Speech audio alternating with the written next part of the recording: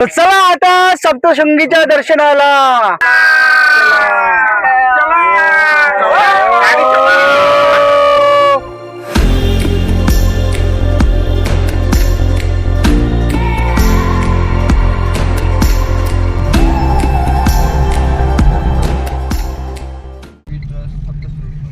हे आम्ही आलेला सप्तशृंगीला.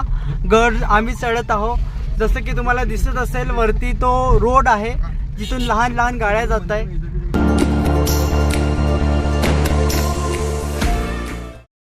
नाच.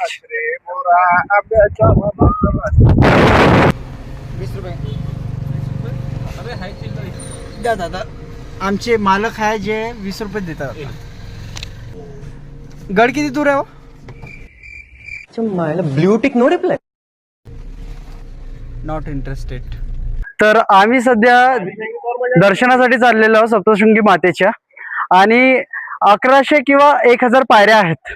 तर ते आम्ही तो एक छोटासा ट्रॅक आहे ते करूया. नौजवान तयार हो? हाँ.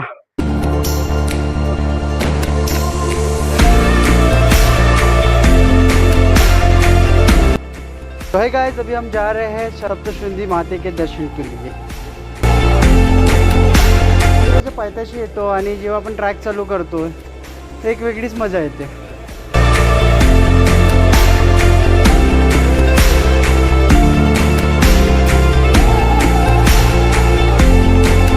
तर मंदिरात जाण्यापूर्वी आपल्याला चपला काढाव्या लागतात. आपण इथे चप्पल काढूया आणि प्रसाद घेऊया.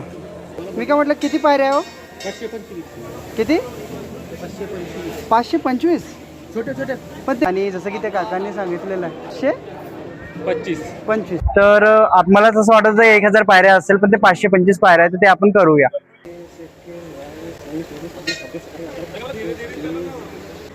66 पायऱ्या झालेल्या आहे आमच्या. 66 पायऱ्या झालेल्या आहे आमच्या. आणि इथून अजून आपल्याला पुढच्या पायऱ्या करायच्या.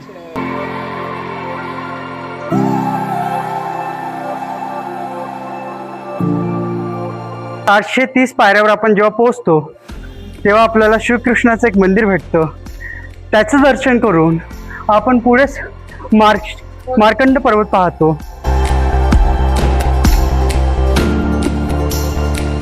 तर आपण दर्शनाला पोहोचलेलो. सप्तशृंगी मातेच्या दर्शनाला आलेला. एक वेगळंच रूप देवीचं आपण बघितल्यानंतर एक वेगळाच आनंद मिळतो. जसं की आपल्याला दिसतंय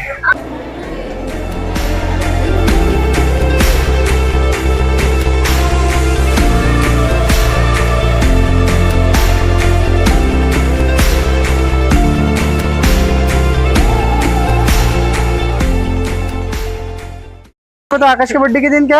आकाश के बर्थडे के दिन आकाश को लेके घूमने के लिए जाएंगे. अच्छा लंबा कहीं नई कार लेकर दे देंगे. हाँ, तब नितिन को नई कार लेके दे देंगे. तर गाइस, सप्तशृंगी मातेच्या दर्शनासाठी जर आपण जात असाल तर तुम्हाला 2 पर्याय. एक तर 525 पायऱ्या तुम्हाला क्रॉस करावं लागेल किंवा तुम्ही रोपवेने जाऊ शकता.